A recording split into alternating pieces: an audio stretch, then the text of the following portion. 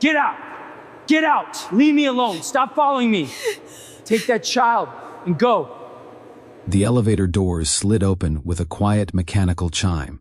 42nd floor, Halsted and Row Capital, Manhattan. At this height, the entire city stretched beneath the glass walls of the lobby. Silver towers, yellow taxi lines crawling like ants. The Hudson reflecting the afternoon light. Inside the reception area, silence carried a different weight. Everything here was polished to perfection. White marble floors, black granite reception desk, a wall-sized digital ticker streaming market numbers. The kind of place where billion-dollar decisions were made between espresso sips and where reputations were guarded like national secrets. The receptionist looked up automatically when the elevator opened. Her professional smile appeared instantly, then disappeared just as fast, because the woman stepping out of the elevator did not belong to the past she remembered. She belonged to something far more dangerous. Control, confidence, power. Solène Laurent stepped onto the marble floor with calm precision. Her heels clicked once, then again. A long charcoal coat draped over her shoulders. Beneath it, a tailored ivory suit that carried quiet authority. No rush, no hesitation. Beside her walked a boy of about 8, his posture straight, his small hand relaxed at his side. He looked around with curious confidence, the way children do when they know the adult beside them fears nothing. The receptionist blinked twice. Recognition arrived slowly. Then all at once, her fingers froze above the keyboard. Ms. Laurent? Solène offered a polite nod. Good afternoon! Her voice was calm, warm, measured, but the lobby felt colder instantly. 2 analysts, seated in the waiting area, turned their heads. A legal associate standing near the coffee station stopped mid-step. One whisper slipped across the room. She's back. 9 years. 9 years since anyone had spoken her name inside these walls. And yet everyone remembered. Because stories like hers never completely disappear in a place like Halsted and Row. They become cautionary tales. The receptionist swallowed. I didn't know you had an appointment today. Solène removed her gloves slowly. I don't. She placed them neatly on the desk. I'm here to see Callum Halsted. The name shifted the air in the room. Founder's son, managing partner, the man whose approval moved markets. The receptionist hesitated. Her eyes drifted to the boy beside Solène, then back to Solène. Mr. Halsted is currently in a board strategy meeting. That's fine. Solène smiled gently. He'll want to see me.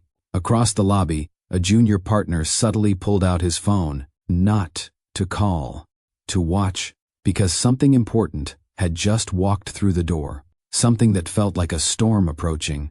The boy tugged lightly at Solène's sleeve. Mom. His voice was soft. Curious. Is this where he works?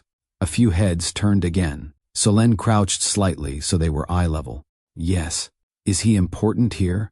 She gave a quiet smile. Very. The boy nodded thoughtfully, then looked around again, studying the massive office lobby, the elevators, the long corridor leading toward the executive offices. Meanwhile, 40 feet away, a glass conference room door opened.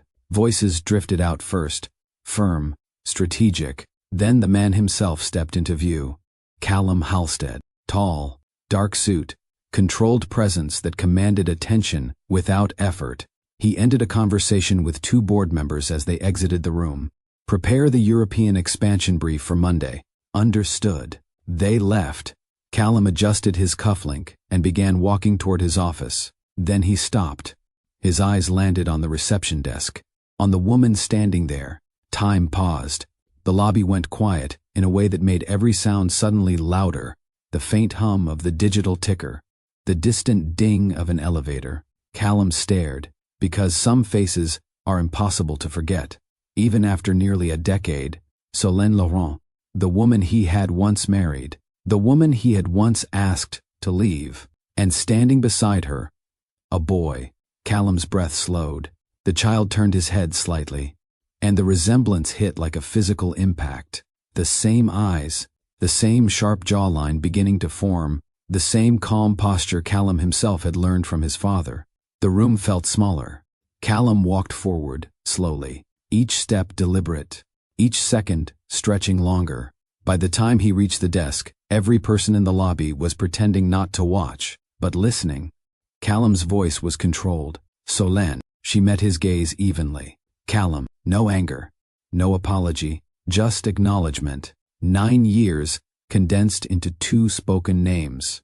Callum's eyes moved to the boy again. The child studied him with open curiosity. Not fear. Not confusion. Just interest. Solène placed a gentle hand on the boy's shoulder. This is Adrian. The name hung in the air. Callum's jaw tightened slightly. The boy tilted his head. So, you're Callum. The simplicity of it broke the tension more than any accusation could have. Callum nodded slowly. Yes. Adrian looked him over carefully. Children notice things adults hide. Height, eyes, mannerisms. He seemed to be comparing something silently. Then he asked the question, not loudly, not dramatically, just with honest curiosity. Did you think I wasn't yours? The sentence landed like a dropped glass. No one moved. The receptionist froze again. Across the room, the junior partner nearly forgot to breathe. Callum stared at the boy, then at Solène, then back at the boy. 9 years of silence compressed into one moment. Solène said nothing. Her expression remained composed, almost calm. But her eyes carried something else. Certainty. The boy waited patiently. Because children ask questions expecting answers. Callum opened his mouth. Stopped. The words refused to form. For the first time in years, Callum Halstead had no control over the room. Adrian spoke again, gently. Mom said you might be surprised. Callum finally found his voice. Quiet, rougher than before. Adrian. But the moment had already shifted the ground beneath everyone standing there. Because the truth had arrived, and it had walked through the front door. Solène straightened, her posture flawless. She looked at Callum the same way someone studies a building before deciding whether it still stands strong. Then she said calmly, "We should talk." The lobby remained silent, every eye watching, every breath held. Callum looked at the boy once more, then back at Solène, 9 years of questions standing between them, and the answer standing right beside her. Cut.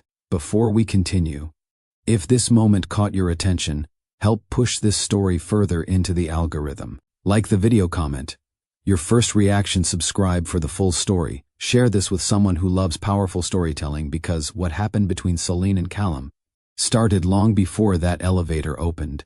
And the truth behind Adrian's question, it began 9 years earlier. 9 years earlier, late evening. The executive office at Halstead & Rowe sat quiet above Manhattan, the city lights stretching far below the glass walls. Inside the room, the atmosphere carried a tension that had been building for days. Solène Laurent stood near the window. One hand rested against the glass. Her other hand held a small folded medical envelope. Behind her, Callum Halstead sat at the long walnut desk that had belonged to his father before him. The desk was spotless, perfectly aligned documents. A fountain pen placed exactly parallel to the edge, except for one thing. A thin stack of papers sat between them. Divorce documents. Neither of them had touched them yet. The silence had lasted nearly 3 minutes. Not the comfortable silence of two people thinking, the heavy kind. The kind that arrives when both people know a relationship has already changed shape. Callum finally spoke. His voice carried the same controlled tone he used in board meetings. We need to address this before it reaches the board. Solène did not turn around. Address what? The rumors. She slowly turned. Her eyes moved to the papers on the desk. Rumors. Callum leaned forward slightly. You know how this industry works. Yes, she replied calmly. I do. She walked toward the desk, each step steady, measured. She stopped across from him. Neither of them sat. For a moment, they simply looked at one another. They had been married 3 years. In those 3 years, Solène had watched Callum build the public image expected of a Halstead. Brilliant, disciplined, untouchable. But tonight, that same discipline felt colder, more distant. Callum slid the top document toward her. Sign them tonight. Solène glanced down at the page, her name typed neatly beside the signature line. She didn't touch the pen. Instead, she asked quietly, This is really happening. Callum exhaled slowly. It's necessary. For who? For the firm. The answer hung between them. Solène looked back up. And for you? Callum hesitated, just long enough for the truth to reveal itself. For everyone involved. Her lips pressed together. Then she opened the small envelope in her hand. She pulled out a folded sheet of paper. A medical report. She placed it gently on top of the divorce documents. Callum frowned slightly. What is that? Solène's voice remained calm. 5 months. The room went still. Callum's eyes dropped to the report, then lifted back to her. Silence. He read the paper again, carefully. The meaning settled slowly. You're pregnant. Yes. Another long pause. Callum leaned back in his chair, processing, calculating. Solène watched him carefully, because she knew what should happen next. What most husbands would say: surprise, concern, questions. Instead, Callum spoke the sentence that changed everything. There are questions about timing. The words landed like ice. Solène blinked once, slowly. She studied his face, searching. Timing. Callum cleared his throat. You traveled to Paris 3 months before the test. For work, yes. And, his voice remained controlled, you understand how this could appear. For a moment, Solène didn't move. Her hand rested lightly on the edge of the desk. She looked down at the medical report, then back at him. You think this child might not be yours. Callum didn't answer immediately, but silence can say more than words. Solène let out a quiet breath. Not anger, something deeper. Disappointment. After 3 years of marriage. Her voice softened. That's the first place your mind went. Callum stood. Solène, I'm not accusing you. You just did. I'm protecting the firm. She laughed once. Short. Sharp. There it is. He held his ground. You know what my family expects. And what do you expect? Callum gestured toward the divorce papers. A solution. Solène looked down at the documents again, then back at him. You're protecting your image. Callum didn't deny it, because reputation was everything in this building. Investors trusted stability. Scandal destroyed stability. A pregnant wife during a divorce raised questions. Questions meant headlines. Headlines meant damage. Solène nodded slowly, understanding, settling into place. You've already decided. It's the cleanest option. For who? For everyone. She reached for the divorce papers, not to sign them, just to hold them. Her fingers traced the edge of the page, then she placed them back on the desk. Still unsigned. Callum watched her, waiting, expecting anger, expecting a confrontation. Instead, Solène simply straightened. Her voice was quiet, almost gentle. I hope protecting that building is worth it. Callum's jaw tightened. You're being dramatic. No. She shook her head softly. I'm being clear. She picked up the medical report, folded it carefully, placed it back inside the envelope. Then she reached for her coat. Callum frowned. Where are you going? Solène paused near the door. Her hand rested on the handle. She looked back at him one last time. A long moment passed. Callum. Her voice carried calm certainty. You didn't just question a child tonight. She opened the door. You questioned me. He stood there, silent. Solène stepped out of the office. The door closed quietly behind her. Inside the room, the divorce papers remained on the desk, unsigned. Outside, Solène walked down the corridor alone. 5 months pregnant, marriage over, reputation destroyed. But something inside her had already changed. And 9 years later, that change would return to the 42nd floor. Hard cut. Let me ask you something. What kind of man looks at the woman carrying his child and decides the company's reputation matters more than the truth? Because that's exactly what happened. A powerful man, a respected financial empire, a marriage that looked perfect from the outside, and a pregnant woman asked to disappear so the headlines would stay clean. Now here's the real question. Have you ever been doubted when you were carrying someone else's future? Not just a child, but a dream, an idea, a sacrifice no one else could see. Maybe you worked twice as hard and still had someone question your worth. Maybe you built something meaningful, only to watch people with titles and power treat you like you were temporary, invisible, replaceable. That feeling? Almost everyone knows it. Being underestimated is one of the oldest experiences in the world, especially when power enters the room. Because power changes how people are treated. Money changes it. Status changes it. Family names change it. And in places like Halstead and Row Capital, image often matters more than loyalty, more than truth, more than love. Callum Halstead didn't just choose his company that night. He chose the version of himself that the board respected, the version that investors trusted, the version that kept the Halstead name spotless. And in doing that, he pushed away the one person who believed in him before the world did.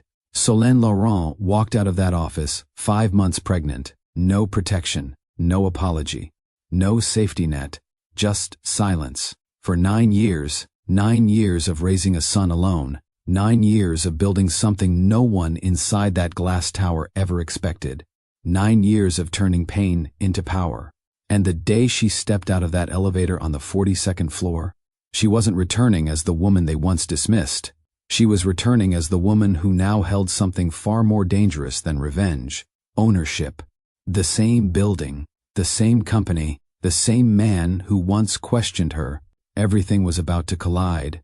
But before we continue this story, I want to hear from you. If someone you loved chose their reputation over protecting you, what would you do? Would you walk away forever? Or would you return one day strong enough that they could never ignore you again? Drop your answer in the comments. Your perspective matters here. And if this story already has your attention, help push it further so more people can experience it. Like this video, comment your thoughts below, subscribe so you don't miss the next chapter. Share this with someone who enjoys powerful storytelling. Because Solène Laurent didn't just return to confront Callum Halstead, she returned with a truth that could shake the entire foundation of Halstead and Row Capital. And the question Adrian asked in that lobby? It was only the beginning. The real story starts now. Long before Manhattan boardrooms and billion-dollar firms entered her life, Solène Laurent grew up in a place where pride carried a different meaning. Houston, 3rd Ward. The neighborhood moved to a rhythm built on resilience. Old oak trees lined the streets. Brick homes stood beside newer townhouses. On Sunday mornings, church bells rang across the blocks, and the scent of barbecue smoke floated through warm air. It was a community where history lived openly, where success was celebrated loudly, where children were reminded every day that excellence was not optional. Solène's parents believed that deeply. Her father, Marcus Laurent, taught history at Texas Southern University. Students respected him not because he demanded it, but because he carried knowledge with quiet authority. He was a tall man with calm eyes and a voice that rarely rose. But when he spoke about legacy, people listened. Solène's mother, Althea Laurent, was the balance to his seriousness. A pediatric nurse, warm, sharp-witted, the kind of woman who could correct your grammar while hugging you at the same time. Their home on Alabama Street was modest, but full of life. Books filled the living room shelves. Jazz records stacked beside the stereo. Dinner was never rushed. Every night, the family gathered at the same wooden table Marcus had built himself years earlier. Conversations were expected. Opinions were welcomed. Excuses were not. Solène learned discipline early. Homework before television. Piano practice every afternoon. Reading assignments her father added long after schoolwork was finished.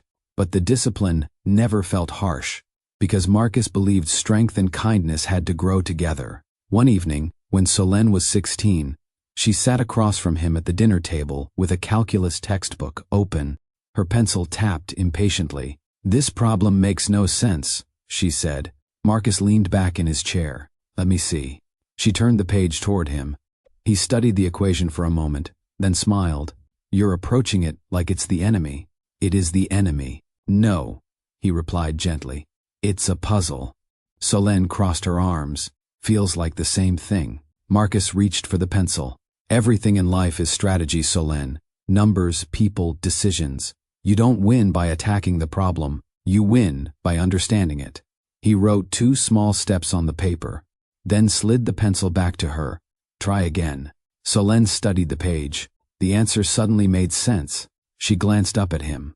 That was easy. Marcus chuckled softly. Easy once you slow down and think. Althea carried a plate of cornbread to the table and joined them. You two still solving the world's problems? Marcus nodded. Just teaching my daughter patience. Althea smiled at Solène. That lesson will carry you further than intelligence ever will. Solène grew up hearing words like that every day. Her parents never allowed arrogance, but they demanded excellence. Third Ward had produced doctors, judges, artists, and entrepreneurs. Solène was expected to become one of them, and she embraced that responsibility early. By senior year of high school, she had already mapped her future: business school, corporate strategy, leadership. Her father listened quietly one night as she explained her plan. You want to run companies, he said. Yes. Not work inside them. No. Marcus nodded slowly. That's a heavy ambition. Solène leaned forward. Is that a problem? He shook his head. No. It's a promise. A promise? That you'll never accept rooms where you're not respected. Solène smiled. I'll earn the respect. Marcus looked at her carefully. You shouldn't have to earn your humanity. The words stayed with her. Years later, in conference rooms full of men who underestimated her, she would remember that conversation. But in Houston, surrounded by family and culture that celebrated Black achievement, Solène never doubted herself. Confidence was simply part of who she was. And when she left for business school on the East Coast, her father stood beside the car with his usual calm expression. He hugged her once, firm, proud. Then he said the sentence she would carry forever. Walk into every room like you belong there. Solène smiled. I always have. While Solène's childhood moved through the vibrant streets of Houston, Callum Halstead grew up inside a very different world. Connecticut. Old money. Private estates tucked behind iron gates. His earliest memories were quiet, structured, controlled. The Halstead estate sat on 20 acres outside Greenwich. Tall hedges framed the long stone driveway. The house itself looked more like a historic museum than a family home. Inside, everything followed routine. Breakfast at 7, school by 8, piano lessons twice a week. Callum rarely questioned it, because structure was the language of the Halstead family. At 13, he left home for boarding school, a prestigious academy in Massachusetts where the sons of senators, investors, and corporate leaders prepared for their future roles. Competition defined the environment. Grades mattered. Athletics mattered. Composure mattered even more. Emotion rarely appeared. Callum adapted quickly. He studied harder than most, listened more than he spoke. By the time he graduated, teachers described him with one consistent word: focused. Summers were spent on Martha's Vineyard. The Halstead family owned a large coastal house overlooking the Atlantic. Callum's father, Richard Halstead, treated those summers like informal training sessions. Breakfast conversations centered on market trends, investment strategies, corporate governance. Richard believed leadership came from preparation. One afternoon, when Callum was 17, they sat together on the back terrace overlooking the ocean. Richard slid a financial newspaper across the table.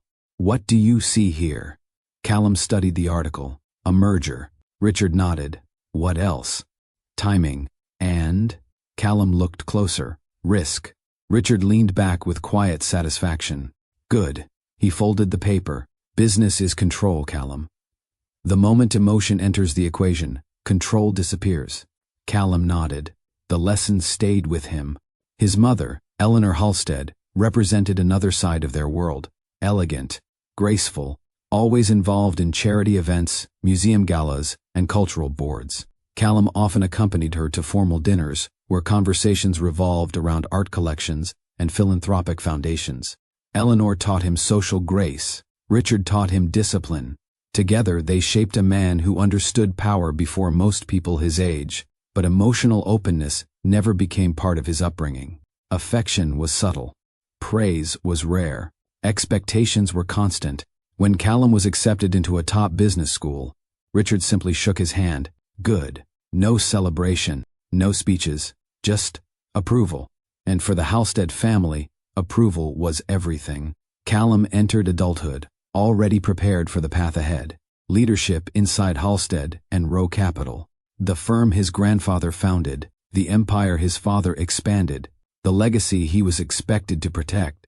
What he didn't expect was meeting someone who challenged every assumption he had learned growing up. Her name was Solène Laurent, and the first time she spoke in class, she dismantled his argument completely. The first time Solène Laurent and Callum Halstead truly noticed each other happened inside a strategy seminar. Professor Liang had assigned a case study on corporate restructuring. Students sat around a long oval table debating possible solutions. Callum presented first. His analysis was methodical, clean, precise. He outlined a restructuring model that prioritized shareholder stability and minimized operational risk. Several classmates nodded approvingly. Professor Liang turned to the room. Thoughts? Solène raised her hand. Callum noticed her immediately. Confident posture. Sharp focus. Go ahead, the professor said. Solène leaned forward slightly. With respect, the model ignores human capital. Callum looked at her. How? You've stabilized investors, she said calmly, but the internal leadership structure collapses under pressure within 2 years. Callum responded quickly. The numbers don't support that conclusion. She smiled faintly. The numbers reflect past performance. Leadership culture determines future outcomes. Several students leaned forward. Solène continued. You're solving the balance sheet. I'm solving the organization. Callum studied her argument carefully. For the first time in that class, someone had presented a perspective he hadn't considered. Professor Liang looked impressed. Interesting point. Callum nodded slowly. Then how would you restructure it? Solène stood, walked to the board. Within minutes she mapped out an alternative framework integrating financial restructuring with leadership transition planning. When she finished, the room stayed quiet. Callum leaned back slightly, intrigued. After class, he approached her outside the lecture hall. That was well argued. Solène glanced at him. You recover quickly after losing debates? He smiled. I prefer improving strategies. Good. She continued walking. Callum matched her pace. You're Solène Laurent. Yes. You challenge people often? Only when they need it. Callum chuckled. Fair enough. Their conversations became frequent after that. Late study sessions, strategy discussions, long debates about business ethics and leadership. Over time, those debates softened into something warmer. One evening, they met on the rooftop terrace of the student center. The city skyline glowed in the distance. Solène leaned against the railing. You grew up around power, she said. Callum nodded. You grew up around purpose. She looked at him. That's an interesting observation. Power protects legacy, he continued. Purpose builds it. Solène smiled. Maybe you're learning. Months passed. Their connection deepened naturally. No dramatic declarations, no grand gestures, just quiet certainty. Callum proposed one evening during a walk through a quiet park near campus. No audience, no ring presentation spectacle. He simply stopped walking and said, I want to build a life with you. Solène studied his face. You're serious. I don't make important decisions lightly. She smiled. Good answer. Then she said, yes. For a while, it felt like two worlds had found perfect balance. But subtle cracks had already begun forming, and neither of them recognized the warning signs yet. The first fracture arrived quietly, not through conflict between them, but through the environment surrounding them. It happened at a networking reception during their final year of business school. Students mingled with alumni and corporate recruiters. Solène stood beside Callum speaking with a senior executive from a consulting firm. The executive smiled politely. You're impressive, Solène. Thank you. Which scholarship program brought you here? Solène blinked once. No scholarship program. Oh. The man laughed awkwardly. Well, your background must have required some support. Callum remained silent. Solène kept her expression neutral. My academic record brought me here. The executive nodded and changed the subject quickly. Later that evening, another conversation repeated the same pattern. You speak so well. Thank you. Your perspective is refreshing. Each sentence carried an assumption beneath it. Small, subtle, but unmistakable. Solène noticed. Callum noticed too, but he rarely addressed it directly. One night after a formal dinner, They sat across from each other in a quiet restaurant. Candles flickered between them. Solène stirred her tea slowly. "You heard what he said tonight." Callum nodded. "He didn't mean anything by it. That's the problem." Callum leaned back. "You're letting comments like that carry too much weight." Solène studied him carefully. "Because you don't have to hear them." Callum didn't respond. The silence stretched. Solène set her spoon down. "I don't need you to fight every battle for me." Callum exhaled. "But I do need to know you see them." He nodded once. "I see them." But acknowledging something quietly is not the same as confronting it. And Solène understood that difference. The tension lingered. Their dinners became quieter. Conversations shorter, nothing explosive, just subtle distance. The kind that grows slowly between two people who still care about each other but experience the world differently. Neither of them realized those early fractures would eventually grow into something far more serious. Because years later, inside a Manhattan office overlooking the city, Callum Halstead would question the one thing Solène believed he should have trusted without hesitation. Their child. By the time Solène Laurent discovered she was pregnant, her marriage to Callum Halstead had already begun drifting into unfamiliar territory. Not broken, but strained in quiet ways. Callum had recently taken a more visible leadership role inside Halstead and Rowe Capital. His father, Richard Halstead, had begun transitioning responsibilities to him earlier than expected. Board meetings stretched longer. Investor dinners filled their evenings. Phone calls arrived late at night. For Solène, the change felt subtle at first. Callum was still thoughtful, still disciplined, still committed to the life they had built together. But the emotional space between them had widened. Where conversations once explored ideas and ambitions, they now focused on schedules and expectations. One afternoon, Solène left her consulting office early for a routine medical appointment. She expected nothing unusual, just confirmation that the exhaustion she had been feeling came from overwork. Instead, the doctor entered the examination room smiling. "Well," she said warmly, "congratulations." Solène blinked. "I'm sorry? You're expecting." The words landed softly, yet they changed the shape of her world instantly. Solène sat still for a moment. Then she laughed quietly, overwhelmed by surprise. "Are you certain?" "Very." The doctor handed her the printed report. "You're about 5 months along." 5 months? Solène stared at the paper in disbelief. Her demanding work schedule had disguised the signs. Travel, long hours, constant deadlines. She had dismissed every symptom as stress. Yet now, sitting there with the report in her hands, the truth settled in.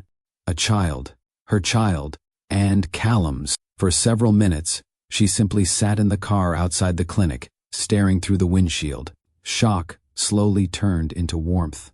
She imagined Callum's reaction, his analytical mind calculating timelines, his serious expression softening into something proud, maybe even surprised laughter. Solène smiled to herself. She knew he valued control and planning. This was neither, but they had always adapted together. That evening she waited for him at home. Their apartment overlooked Central Park, a high-rise space decorated with restrained elegance. Solène placed the medical report on the kitchen counter and began preparing dinner. Callum arrived later than usual. He loosened his tie as he stepped inside. "Sorry I'm late." "Board meeting?" "Yes." He kissed her briefly on the cheek, his mind still clearly on work. Solène gestured toward the dining table. "I made something special tonight." Callum raised an eyebrow. "That sounds suspicious." "You'll see." They sat down together. For a few minutes, the conversation stayed light. Then Solène stood. She walked to the counter and picked up the folded report. When she returned to the table, she placed it in front of him. "What's this?" "Open it." Callum unfolded the paper. He read the report carefully, then read it again. His eyes lifted slowly. "You're pregnant." Solène nodded. "Yes."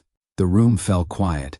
Callum leaned back in his chair, processing the information with the same measured focus he used in boardrooms. Solène waited, expecting the warmth that usually followed big news.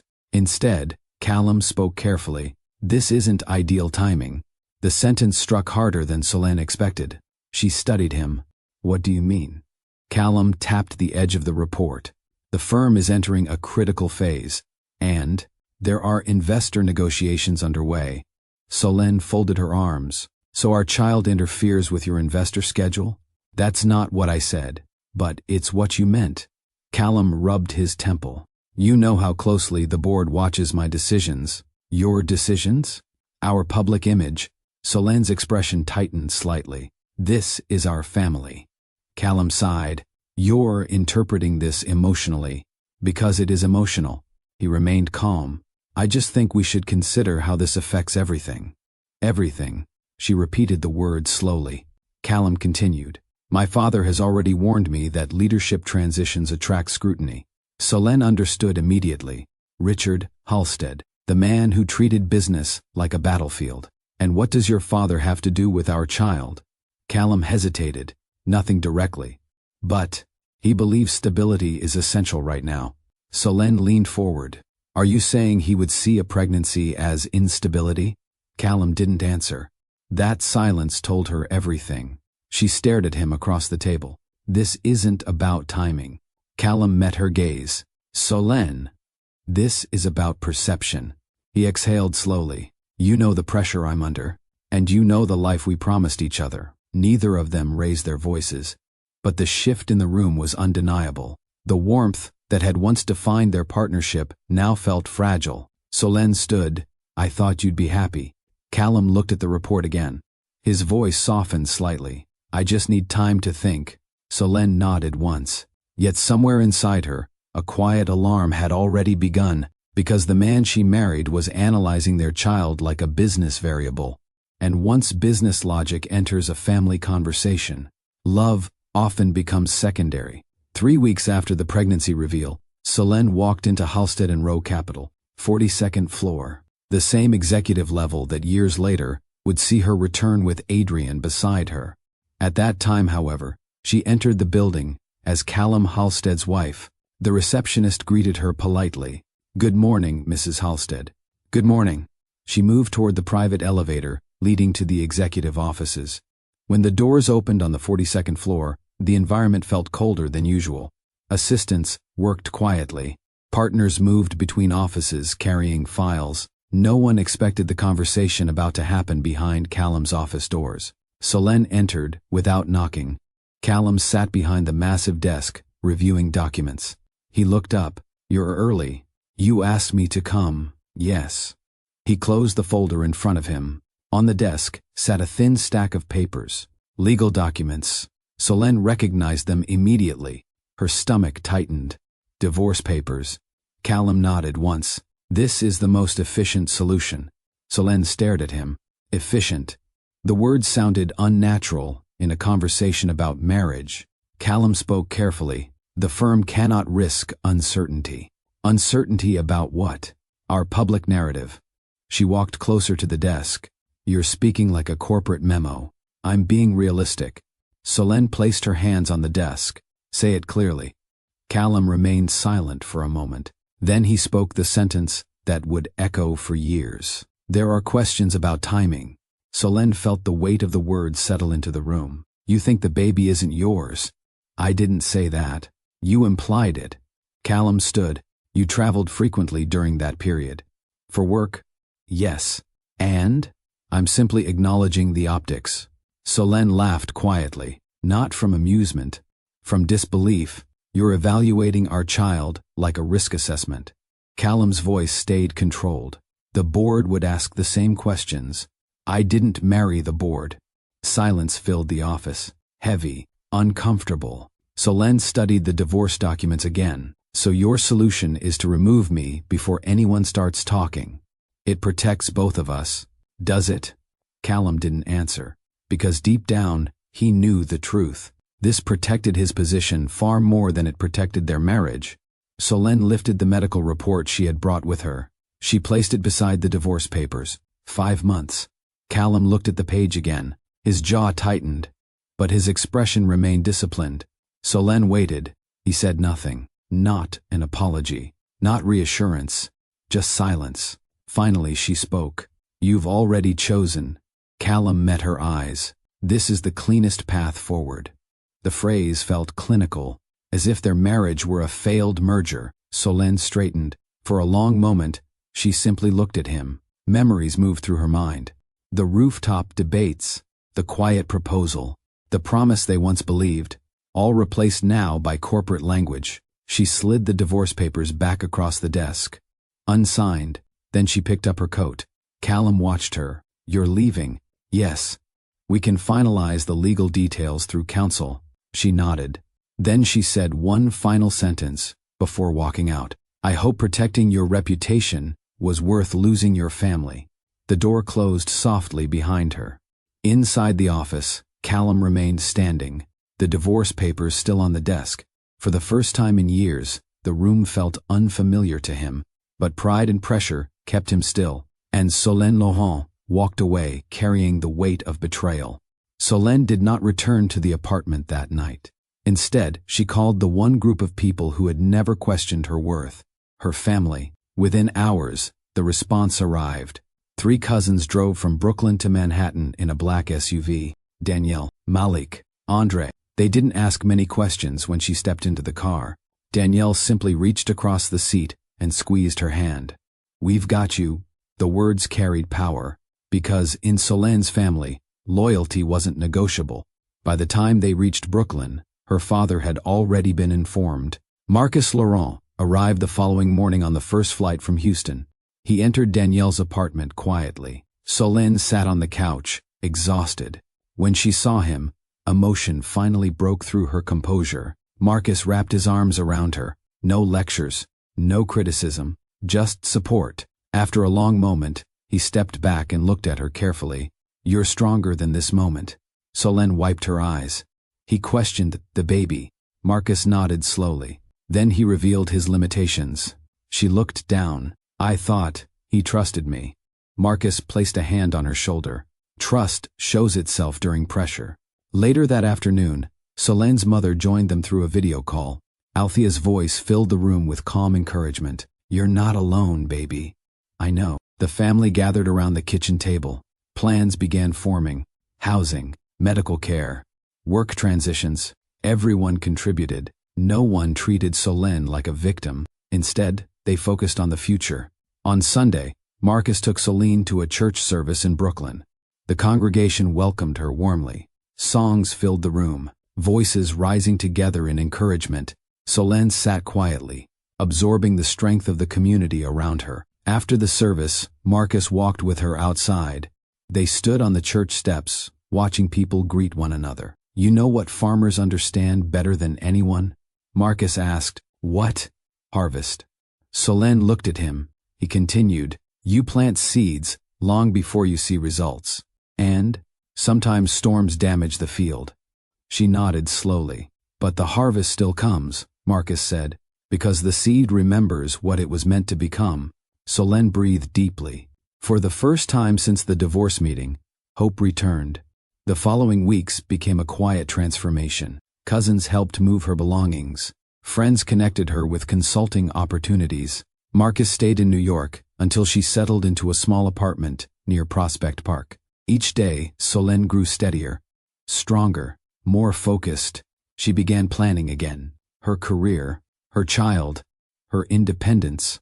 The pain remained, but it no longer defined her direction. And somewhere across Manhattan, inside Halstead and Row Capital, Callum Halstead believed the situation had been resolved. He believed the story had ended. He didn't yet realize that the woman he had cast aside was quietly rebuilding a future powerful enough to challenge everything he had protected. The hospital room was quiet, except for the steady rhythm of monitors. Outside the window, dawn stretched across Brooklyn in slow bands of orange and gold. The first light of morning reflected against nearby buildings, signaling the beginning of a new day. Inside the maternity ward, Solène Laurent gripped the side of the bed as another contraction moved through her body. Her breathing stayed controlled, focused, determined. Althea Laurent stood beside her, one hand gently pressing a cool cloth against her daughter's forehead. "You're doing beautifully," her mother said softly. Solène managed a tight smile. "Beautiful isn't the word I'd use." Marcus Laurent stood near the window, arms folded quietly, giving his daughter space while still remaining close enough to offer support. He had barely slept since arriving 2 days earlier, not because he was worried, because he understood the significance of the moment unfolding. New life had a way of resetting the world. A nurse entered the room and checked the monitors. "Almost there," she said encouragingly. Solène exhaled slowly. 9 months earlier, she had walked out of a Manhattan office, carrying betrayal and uncertainty. Now she lay in a hospital bed surrounded by family, preparing to welcome the person who would redefine her future. The final minutes moved quickly. Doctors entered, instructions were given. Solène pushed with every ounce of strength she had left. Then, a cry filled the room. Sharp, clear, alive. The sound seemed to pause time itself. The nurse lifted the newborn carefully, a healthy baby boy. Solène leaned back against the pillow, breathless, tears slipping down her temples as relief and joy washed through her. "Let me see him." The nurse placed the baby gently against her chest. Tiny fingers curled instinctively. Adrian's eyes fluttered open briefly before closing again, his small body settling into warmth. Marcus stepped closer, his expression softening. "He's strong." Althea smiled proudly. "Look at those eyes." Solène studied her son carefully. His features already carried hints of both parents. Sharp cheekbones, calm presence. Even as a newborn, he seemed unusually composed. The nurse asked gently, "Have you decided on his name?" Solène nodded. "Adrian." Marcus raised an eyebrow slightly. "Adrian." She smiled. "Yes." The nurse began filling out the paperwork. "And his last name?" Solène looked down at the baby resting peacefully in her arms. For several seconds, she said nothing. Then she spoke clearly. "Adrien Laurent Halstead." Marcus glanced at her thoughtfully. "You're keeping both." "Yes." Althea squeezed her daughter's hand. "That's a powerful choice." Solène nodded slowly. "This child deserves his full history." Marcus studied her expression carefully. "And when he asks about his father," Solène kissed Adrian's forehead. "I'll tell him the truth." The sun rose higher outside the hospital window, filling the room with warm light. In that moment, Solène felt something shift deep inside her. Not anger, not grief, resolve, because the child in her arms represented more than survival. He represented possibility, and she intended to build a future worthy of him. The first months of motherhood were relentless. Adrien slept in short cycles, 2 hours, 3 hours if Solène was lucky. Her small apartment near Prospect Park slowly transformed into a hybrid of nursery and workspace. A portable crib stood beside the kitchen table. Laptops and financial reports filled one end of the surface. Bottles and baby blankets occupied the other. Solène refused to pause her professional ambitions. Instead, she redesigned them. During Adrian's naps, she worked. During late nights, she researched. During early mornings, she planned. Her goal was ambitious, a specialized consulting firm focused on corporate risk analysis. She understood that companies often ignored internal vulnerabilities until a crisis forced them to respond. Her expertise would help them prepare earlier. The idea was simple. The execution would be difficult. One afternoon, Solène balanced Adrien gently on her shoulder while adjusting her laptop camera. A Zoom meeting began. 3 executives appeared on screen. "Good afternoon," Solène said calmly. Adrien shifted slightly but remained quiet. One executive glanced at the baby. "You're managing both?" Solène smiled politely. "Yes." He nodded with mild surprise. "Well, let's hear your proposal." Solène walked them through her framework: operational risk mapping, leadership pressure testing, crisis simulation models. By the end of the call, the executives looked impressed. "We'll review this internally," one of them said. "Thank you." The call ended. Solène leaned back in her chair and exhaled. Adrien stirred softly. She rocked him gently. Days turned into weeks. Several proposals were rejected. Some companies hesitated to trust a new consultancy run from a small apartment. But Solène refused to lose momentum. Her mother visited often, bringing food and encouragement. One evening, Althea watched her daughter type intensely, while Adrien slept nearby. "You should rest." Solène shook her head. "Later." "You've been working since sunrise. Opportunities don't wait." Althea studied her carefully. "You're trying to outrun pain." Solène paused. Then she said quietly, "No." She looked at Adrian. "I'm building security." Months passed before the first breakthrough arrived. A mid-sized technology firm accepted her proposal. 6-month consulting contract. Enough revenue to stabilize her business. Solène stared at the signed agreement in disbelief. Adrian babbled happily from the crib nearby. She picked him up and laughed. "We did it." Althea hugged her proudly when she heard the news. "See what happens when determination meets patience?" Solène smiled. Now, the real work begins. The contract demanded long hours, research, strategy presentations, client meetings, but Solène managed everything with careful discipline. Late nights, early mornings, Adrian sleeping beside her desk, exhaustion became normal. Yet, progress kept her moving forward. Each successful project brought new referrals. Gradually, her small consultancy began gaining recognition. What started at a kitchen table slowly grew into something real, and every milestone strengthened the quiet promise she had made the morning Adrian was born. Her son would grow up watching resilience, not defeat. Adrien Laurent Halstead grew up surrounded by community. Brooklyn offered him something Solène had always valued deeply: culture, mentorship, connection. Saturday mornings often began at a neighborhood barber shop. Marcus introduced Adrian to the place when he turned 5. The shop buzzed with conversation, sports debates, music discussions, friendly arguments that filled the air with energy. Adrian sat proudly in the chair. As the barber adjusted the cape around his shoulders, Marcus leaned against the wall. "This is where young men learn how to carry themselves." Adrian nodded seriously. Even at a young age, he absorbed the lessons quietly. Respect others. Listen before speaking. Stand tall. As he grew older, Adrien developed a fascination with computers. Solène noticed it early. At 7 years old, he dismantled an old laptop just to understand how it worked. By 8, he had begun teaching himself basic programming through online tutorials. One evening, Solène found him at the kitchen table, typing rapidly. "What are you building?" Adrien looked up excitedly. "A game." "Really?" "Yes." He turned the screen toward her. Small animated characters moved across the display. Solène smiled. "That's impressive." Marcus visited often, watching his grandson with quiet pride.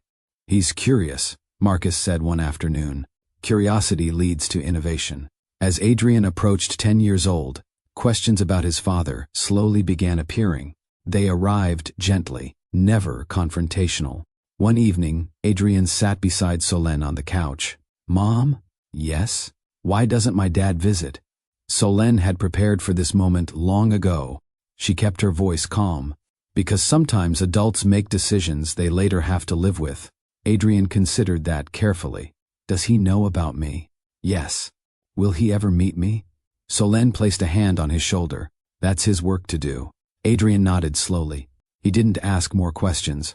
Because he trusted his mother, and Solène trusted time. She believed truth had a way of finding its moment. Years passed. Adrien grew into a thoughtful young boy with sharp intelligence and steady confidence. Solène's consultancy continued expanding. Clients respected her insights. Her reputation strengthened. But through all the progress, she remained careful about one thing. She never allowed bitterness to shape her parenting. Adrien grew up hearing about accountability, integrity, and self-worth, not resentment. One evening, Marcus sat beside Solène on the apartment balcony, watching Adrien code on his laptop inside. "You've raised him well." Solène smiled. "He's raising himself, too." Marcus nodded thoughtfully. "Eventually, he'll want answers." "I know, and when that time comes." Solène looked toward the Manhattan skyline in the distance, the same skyline where Halstead and Row Capital stood tall above the city. "When that time comes," she said quietly, "the truth will already be waiting." 2 years after the divorce from Solène Laurent became final, Callum Halstead stood beneath the high ceilings of a Manhattan cathedral preparing to marry again. The ceremony looked flawless from the outside. White roses lined the aisle. Crystal chandeliers reflected soft light across the polished marble floor. Rows of guests filled the pews: bank executives, corporate attorneys, venture capital partners, and members of New York's social elite. Every detail reflected stability, respectability, reputation, exactly the image Callum's father believed the Halstead name required. The bride waited at the far end of the aisle. Adrienne Whitlock, elegant, composed, the daughter of a prominent investment family, with long-standing connections to Halstead and Rowe Capital. Her reputation within financial circles carried influence. Their marriage had been discussed quietly among board members long before the engagement became public. From a strategic perspective, the match strengthened alliances between powerful families. From a public perspective, the wedding looked like romance. But inside the cathedral, Callum stood perfectly still, hands folded calmly in front of him. His expression revealed nothing. The organ began playing softly. Guests turned as Adrienne walked down the aisle. She wore a gown that moved gracefully with each step. Her smile remained controlled, almost diplomatic. When she reached Callum, she met his gaze with polite warmth. "Ready?" she whispered. "Yes." The ceremony proceeded smoothly. Vows were exchanged. Applause followed. Photographers captured every moment for society columns and business publications. Within days, the marriage appeared in several financial magazines alongside headlines praising the union of two influential families. For the board of Halstead and Rowe Capital, the wedding represented reassurance. Their future managing partner had restored the stability expected of him. But inside the Halstead penthouse overlooking Central Park, the marriage felt very different. Adrienne maintained her own schedule: charity events, museum boards, fundraising galas. Callum focused on the firm. Their interactions remained polite, respectful, distant. One evening, several months after the wedding, Adrienne entered the living room carrying a glass of wine. Callum sat reviewing financial reports. "You're working late again." He glanced up briefly. "Quarterly forecasts." She sat across from him. "Your life revolves around that company. It always has." Adrienne studied him carefully. "Do you ever regret it?" Callum closed the folder slowly. "Regret what?" "Choices." The question lingered in the air for a moment. Callum didn't answer directly. Instead, he returned to his reports. Adrienne observed him quietly. She was intelligent enough to understand something important about her husband. His life functioned through structure, control, discipline, but emotional warmth did not come naturally to him, and their marriage had been built more on alignment than affection. Over time, the distance between them settled into routine. Publicly, they appeared perfect. Privately, they lived parallel lives under the same roof. For Callum, the arrangement worked because it preserved the reputation he had chosen to protect years earlier. Yet somewhere beneath that carefully maintained structure, something unresolved remained. A quiet absence, one he rarely allowed himself to examine. 5 years into Callum Halstead's leadership role at Halstead and Rowe Capital, the firm faced its first serious wave of pressure. The trouble began with federal auditors. A routine compliance review expanded into a deeper investigation involving several high-risk investment vehicles connected to international markets. Inside the 42nd floor boardroom, tension replaced the usual confident atmosphere. Senior partners gathered around the long conference table.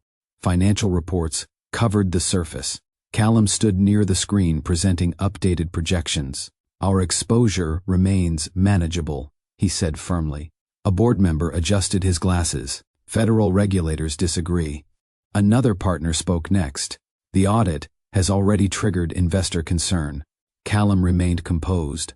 Temporary concern. Richard Halstead sat quietly at the far end of the table, observing the discussion. Even though he had stepped back from daily leadership, his presence still carried authority. One board member leaned forward. "Callum, this situation could become public. We're managing it. Investors are requesting reassurances." Callum placed both hands on the table. "They'll receive them." Despite his confident tone, pressure inside the firm continued building. Emails arrived hourly. Analysts ran stress tests on multiple portfolios. Media outlets began asking questions about regulatory reviews. During one particularly tense meeting, a senior partner spoke bluntly. "Our reputation is our greatest asset." Callum responded immediately, "And it will remain intact." But privately, the situation demanded constant attention. Late nights at the office, became routine again. Stacks of legal documents covered Callum's desk. Adrian rarely saw him before midnight. One evening she entered his office quietly. "You're pushing yourself too hard." Callum didn't look up. "This will pass." Adrian walked closer. "What if it doesn't?" He paused briefly before answering. "Then we adapt." Adrian watched him for a moment. "You never slow down, do you?" Callum closed another file. "Leadership doesn't allow it." The pressure continued for months. Federal investigators reviewed internal communications. Investors demanded transparency. Board members debated strategy behind closed doors. Callum managed the situation with the same disciplined approach he had always relied on. But the constant strain began revealing cracks beneath the surface. Because maintaining control over a financial empire required more than intelligence. It required emotional resilience. And Callum had spent years suppressing the very emotions that could help him understand the consequences of his earlier choices. The question arrived during a quiet afternoon at a hospital. Eleanor Halstead had been admitted for observation after experiencing heart complications. The room overlooked the East River, sunlight reflecting softly against the glass. Callum stood beside the bed reviewing a message on his phone when his mother spoke. "You're still working." He lowered the phone. "It's nothing urgent." Eleanor studied him carefully. Age had softened her voice, but not her insight. "You carry the same expression your father used to wear." Callum sat in the chair beside her. "What expression is that?" "The one that hides everything." He offered a faint smile. "Occupational habit." Eleanor reached for a glass of water. Callum helped her lift it carefully. For several minutes the room remained quiet. Finally she asked a question that caught him off guard. "What happened to the woman you were married to?" Callum's posture stiffened slightly. "We divorced years ago." "I know that." Eleanor looked directly at him. "I'm asking what happened." Callum leaned back in the chair. "Our lives moved in different directions." "That sounds rehearsed." He said nothing. Eleanor continued watching him. She was intelligent. Yes. Strong. Yes. And pregnant. The word landed with unexpected weight. Callum looked toward the window. "Yes." Eleanor spoke again, softer this time. "What happened to the baby?" For several seconds, Callum remained silent. The room seemed unusually still. Hospital machines hummed quietly in the background. Eleanor waited. Finally he said carefully, "I don't know." His mother studied his face. "You never asked?" Callum exhaled slowly. It was complicated. Eleanor closed her eyes briefly. When she opened them again, sadness lingered in her expression. Life rarely gives us the chance to correct decisions we avoid. Callum didn't respond, because part of him understood exactly what she meant. Eleanor reached for his hand. "Power can protect many things, Callum." He looked at her. "But it cannot protect you from regret." The words stayed with him long after he left the hospital that afternoon. Driving back toward Manhattan, Callum found himself thinking about a moment he had deliberately avoided remembering. A quiet office, divorce papers, and a woman walking out carrying his child. For the first time in years, uncertainty crept into his thoughts, because somewhere in the city, that child might now be growing up without ever knowing him.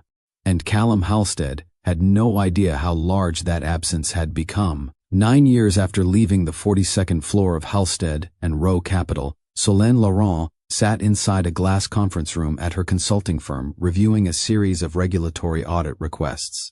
Her company, Laurent Strategic Risk, had grown steadily over the years. What began at a Brooklyn kitchen table had evolved into a respected consultancy specializing in corporate vulnerability analysis. Her clients included technology firms, private investment funds, and international infrastructure companies. Solène's reputation rested on one principle. She told clients the truth, even when it made them uncomfortable. That reputation now attracted larger contracts. On the screen in front of her, a government compliance database listed firms under regulatory review. Her senior analyst, David Kim, adjusted his glasses. "This one is substantial." Solène glanced up. "What sector?" "Financial services." He rotated the tablet toward her. Solène scanned the line quickly, then she stopped. The name sat there clearly. Halstead and Rowe Capital. For a moment, the room felt smaller. 9 years of distance collapsed into a single moment. David noticed the change in her expression. You know them?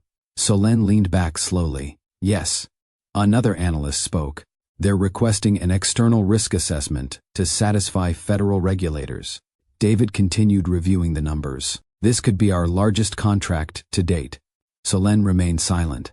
Her mind moved through a chain of memories she had long kept under control. The office, the divorce papers, Callum's voice questioning the child she carried. 9 years of rebuilding.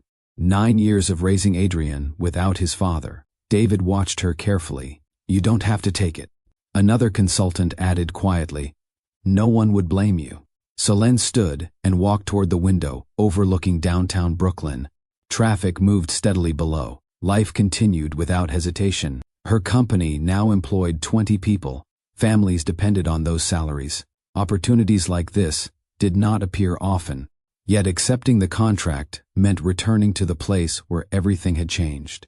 David spoke again. There are other firms competing for the audit. Solène turned back toward the table. What's the timeline? 3 weeks. She nodded thoughtfully.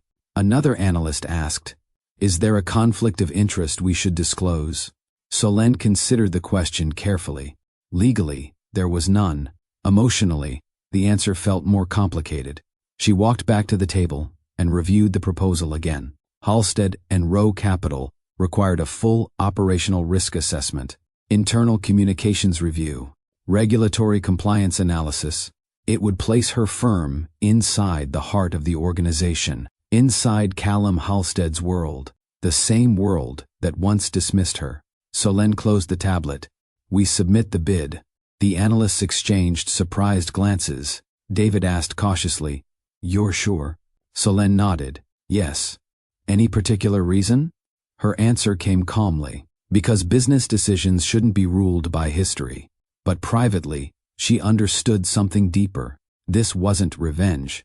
It was completion. 9 years earlier, she had walked out of that building with nothing but determination and a child on the way. Now she would walk back in as the professional hired to evaluate the very institution that once rejected her. 3 weeks later, the email arrived. Laurent Strategic Risk selected as primary external auditor. Solène read the message once, then closed her laptop. Across the room, Adrian sat working on a coding project. He looked up. You look serious. Solène smiled faintly. I just accepted a very important assignment. What kind? A company needs help solving problems. Adrian nodded thoughtfully. You're good at that. Solène studied her son for a moment.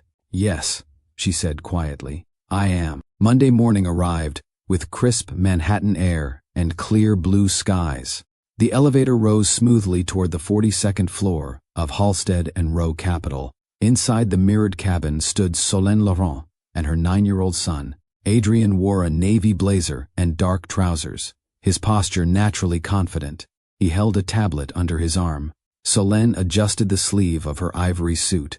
Years of leadership had refined her presence into something unmistakable, composed, controlled, unshakable. The elevator doors opened. The same marble lobby appeared exactly as it had 9 years earlier. Reception desks, glass conference rooms, analysts moving between offices. Yet this time Solène entered not as a spouse, but as the lead consultant responsible for evaluating the firm. The receptionist looked up. Recognition arrived slowly. Then, shock followed. Ms. Laurent? Solène nodded politely. Good morning. Employees nearby began noticing the exchange. Whispers moved quietly through the lobby. Adrian glanced around curiously. This place is big. Yes, Solène replied. It is. The receptionist struggled to maintain professionalism. Do you have an appointment? Solène placed a folder on the desk.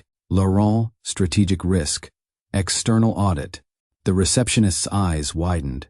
I'll notify Mr. Halstead immediately. Across the lobby, the glass doors of a conference room opened. Callum Halstead stepped out mid-conversation with 2 senior partners. His voice carried calm authority. Prepare the revised compliance summary by tomorrow. The partners nodded and left.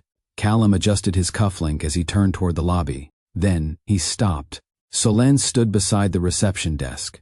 For a moment, he didn't move. 9 years collapsed into a single instant. She looked almost unchanged. The same calm confidence, the same sharp presence that had once challenged him in business school. But beside her stood a boy. Callum's gaze settled on the child. Adrian looked back with open curiosity. The resemblance appeared immediately. The same eyes, the same quiet composure. Callum walked toward them slowly. The lobby grew unusually quiet. Every employee sensed something significant unfolding. He stopped a few feet away.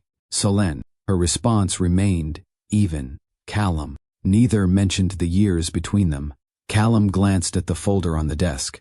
You're conducting the audit. Yes. His expression remained controlled. Unexpected. Professional circumstances evolve. Callum's eyes moved to Adrian again. The boy studied him carefully. Solène placed a gentle hand on her son's shoulder. Callum Halstead. Then she looked at Callum. This is Adrian. Adrian tilted his head slightly. You're the CEO here?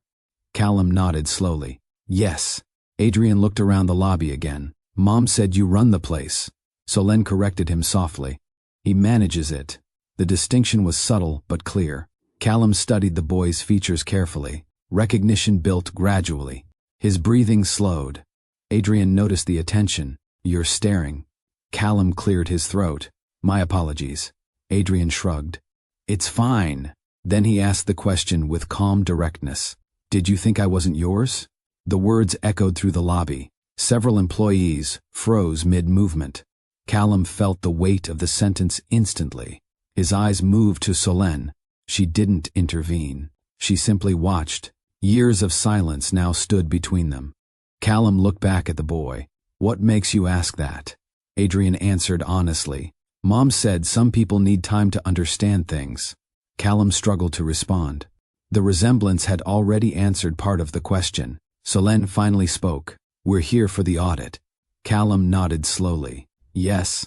He gestured toward the corridor leading to the executive offices. Let's begin.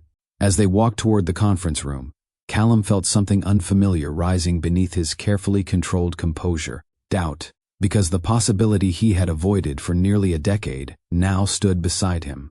And the answer might already exist somewhere inside the firm's records. 2 days into the audit process, Solène's team gained access to internal archival records, old correspondence, historical compliance reports, executive communications. Most of the material focused on investment structures and regulatory responses. But one folder caught Callum's attention. It appeared in a restricted archive labeled Private Executive Communications. Richard Halstead. Curiosity led him to open it. Inside were documents dating back nearly a decade. Most were strategic memos, but one file carried a different label. Confidential Genetic Analysis. Callum frowned. He opened the document. The report contained laboratory results from a private medical testing facility. Subject identifiers were partially redacted, yet the conclusion remained unmistakable. Probability of biological parentage, 99.97%. Callum read the line again. Then his eyes moved to the authorization signature at the bottom of the report. Richard Halstead, his father. Callum leaned back slowly in his chair. Memory rushed back. The divorce. The accusations, the assumption that Solène's pregnancy might not be his father had known the truth. For years. The test date appeared clearly on the report. 3 weeks after the divorce meeting, Callum opened another document in the folder. A short message from Richard Halstead to a private attorney. Maintain confidentiality. Disclosure would create unnecessary public attention. Callum stared at the screen. The meaning settled heavily in his mind. His father had verified the child's paternity, then hidden the information, protecting the firm's reputation, protecting the Halstead name. Callum closed the file slowly. The realization carried 2 painful truths. His father had manipulated the situation, but Callum himself had chosen silence long before the test ever occurred. No one forced him to doubt Solène. No one forced him to sign the divorce papers. He stood and walked toward the window, overlooking Manhattan. Somewhere in this city, a 9-year-old boy carried his name, a boy he had never tried to find. Later that afternoon, Solène entered the conference room to review audit findings. She noticed Callum standing quietly by the window. You look distracted. Callum turned toward her slowly. There's something you deserve to know. Solène waited. Callum placed the printed report on the table between them. What is this? A test my father ordered years ago. She read the document carefully. Then her eyes lifted toward him. You already knew. Callum shook his head. No, but you believed the doubt. Yes. Silence filled the room, not angry, not explosive, just heavy with truth. Solène closed the report. He protected the firm. Callum nodded. At the cost of honesty, she studied him for a moment. You still made your own decision. Callum didn't argue, because that part remained true. For the first time since the elevator doors opened, Solène saw something different in his expression. Not arrogance, not control, regret. And regret had a way of changing people, but whether it arrived too late remained to be seen. The audit process continued for several weeks. Professional meetings filled most days, but something quieter began forming beneath the formal structure of work. Callum Halstead started seeing Solène Laurent in a way he had not allowed himself to for years. Not as the woman he once argued with in boardrooms, not as the person he had cast aside, but as someone who had built a life with calm determination. One evening, after a long review session at Halstead & Rowe Capital, Callum approached her as she gathered her notes. There's a restaurant a few blocks away, he said carefully. Would you consider dinner? Solène studied him for a moment. Not suspicious, just thoughtful. This is still business. Yes, and honesty. He nodded. She closed her folder. All right. They walked through the quiet evening streets of Manhattan. The city moved with its usual energy around them. Traffic lights, distant conversations, restaurants glowing through tall windows. Yet the atmosphere between them remained controlled. Neither tried to rush the moment. The restaurant was small and understated. No press photographers, no financial elites filling the tables. Just quiet conversation and warm lighting. They sat across from one another. For a few minutes, they spoke about the audit, compliance structures, risk management adjustments, professional ground first. Eventually, the conversation shifted. Callum rested his hands lightly on the table. You built something impressive. Solène tilted her head slightly. My firm? Yes. She gave a small smile. Necessity is an excellent teacher. Callum looked down briefly before meeting her eyes again. I underestimated you. No, she replied calmly. You misjudged what strength looks like. The waiter arrived briefly, taking their order. When he left, the silence returned, not uncomfortable, just reflective. Callum finally spoke again. I've watched you interact with your team, and you're calm, focused. Your decisions carry confidence. Solène leaned back slightly. Leadership should feel steady. Callum nodded slowly. Mine rarely does anymore. She studied him carefully. That sounds like honesty. Callum exhaled quietly. Solène, I envy something about you. What's that? Your peace. The word surprised even him. Solène did not respond immediately. Instead, she folded her hands together and looked at him with measured clarity. Peace doesn't appear by accident. Callum waited. She continued. It comes from alignment between your values and your actions.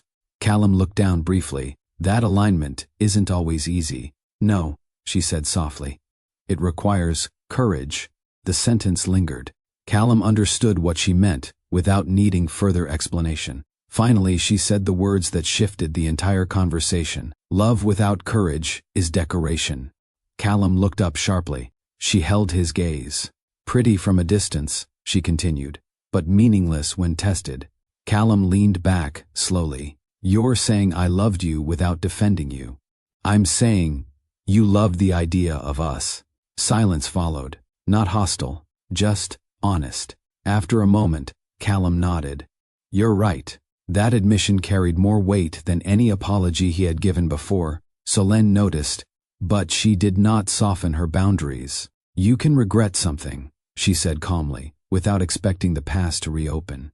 Callum understood the meaning clearly. I'm not asking to return to anything. Good. The conversation shifted again. They spoke about Adrian, his curiosity, his interest in coding, the calm intelligence he carried. Callum listened carefully. Every detail felt important.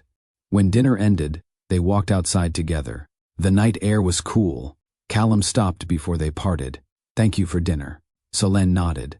Thank you for honesty. They went separate directions. Neither rushed the moment, because both understood something important. Respect had returned, but trust required time. The following weeks revealed something new about Callum Halstead. He stopped trying to repair the past through dramatic gestures. Instead, he focused on consistency. The first sign appeared on a quiet Tuesday morning. Solène opened the apartment door to find him standing there, holding a small box of pastries. Adrian sat at the kitchen table reviewing a coding lesson on his laptop. Solène raised an eyebrow. You're early. I brought breakfast. Adrian looked up. For us? Callum nodded. If that's all right. Solène studied him briefly before stepping aside. Come in. They sat together at the kitchen table. Adrian asked questions about Callum's office building, how financial systems worked, how businesses made decisions. Callum answered carefully, explaining concepts in simple ways. The conversation felt natural, not forced. A few days later, Callum attended Adrian's school coding event. Rows of students presented small software projects to parents and teachers. Adrian stood beside a laptop displaying a program he had written. Callum leaned closer. What does it do? Adrian smiled. It predicts patterns in game strategies. Callum studied the code with genuine interest. That's impressive logic. Adrian looked pleased.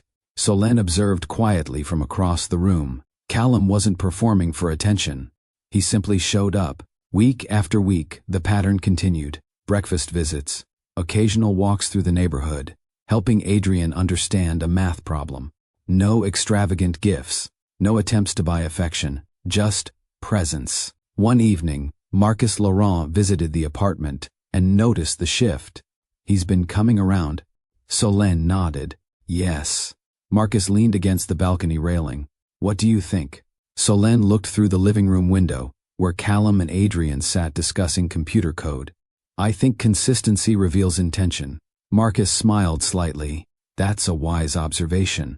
Inside the apartment, Adrian asked Callum another question. Did you always understand numbers like this? Callum thought for a moment. I learned them because my father expected it. Adrian considered that carefully. Do you expect it from me? Callum shook his head. I expect you to follow what excites you. Adrian nodded thoughtfully. That answer mattered, because children notice authenticity, and Callum's actions were slowly building something that had never existed before. A relationship, not built through obligation, but through steady effort. One evening after dinner, Adrian asked Callum to step outside onto the apartment balcony. The city lights stretched across Brooklyn in soft patterns. Callum leaned against the railing beside him. What's on your mind? Adrian folded his arms thoughtfully. I want to ask something. All right. Adrian looked up at him directly. You've been coming here a lot. Yes. Mom says consistency matters. That's true. Adrian nodded. Then he asked the question that had been forming quietly in his mind. Are you staying because you feel guilty? The directness surprised Callum, but he didn't avoid it. He leaned forward slightly, resting his hands on the railing. That's a fair question. Adrian waited patiently. Callum chose his words carefully. I do feel regret about decisions I made. Adrian studied his expression. But regret alone doesn't explain why I'm here now. Callum continued. Then what does? Callum looked toward the skyline before answering. Responsibility. Adrian remained silent. Callum turned back to him. You deserve to know your father. And I deserve the chance to become better than the man I was. Adrian considered that carefully. You're not trying to replace anyone. Callum shook his head. I'm trying to earn a place in your life. The boy nodded slowly. That makes sense. Callum smiled slightly. Do you think I'm doing all right so far? Adrian shrugged. You're consistent. Callum laughed quietly. I'll take that as progress. Adrian looked back toward the apartment, where Solène sat working at the kitchen table. Mom says character shows up in quiet moments. Callum nodded. She's right. Adrian finally extended his hand. Then we'll see what happens. Callum shook it gently, and in that moment, something subtle changed. Not a dramatic emotional breakthrough, but the beginning of trust. A few weeks later, Solène and Adrien visited Prospect Park on a bright Saturday afternoon. Children ran across the grass chasing soccer balls while families watched from nearby benches. Adrian joined a small pickup game with neighborhood kids. Callum stood beside Solène, observing. The boy moved confidently across the field, passing the ball with quick precision. "He's competitive," Callum said. Solène smiled slightly. "He enjoys challenges." Adrian scored a goal and raised his arms briefly before returning to the game. Callum watched quietly. There's something steady about him. He's been surrounded by people who value integrity. Callum nodded. That makes a difference. After the game, Adrian ran toward them, slightly out of breath. "Did you see that pass?" "We did," Solène said. Callum added, "Excellent timing." Adrian grinned. Then he ran back toward his friends. Callum looked at Solène. "I know people talk about second chances." She waited. "But I understand something now." "What's that?" He spoke carefully. "Back doesn't exist." Solène nodded. "No, you can only move forward." "Exactly." Callum watched Adrian again, and for the first time he understood the real consequence of his earlier choices. The past was gone, but the future remained open. That evening, Callum returned to his penthouse overlooking Central Park. The apartment felt unusually quiet. Adrian had traveled for a charity conference. Callum stood near the window, reflecting on the afternoon at the park. For years he believed legacy meant business success, market influence, corporate growth. But watching Adrian on that field had revealed something different. Legacy wasn't a company, it was character. The values passed from parent to child, the examples set through everyday actions. He thought about his own upbringing.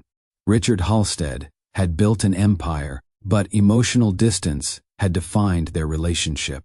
Callum had repeated that pattern, until now. For the first time, he considered what true inheritance looked like. Not financial assets, but integrity, responsibility, presence. Adrian represented a chance to redefine that inheritance, and Callum intended to protect it. Every story eventually reaches a moment where the lessons become clear. Solène Laurent's journey revealed one powerful truth.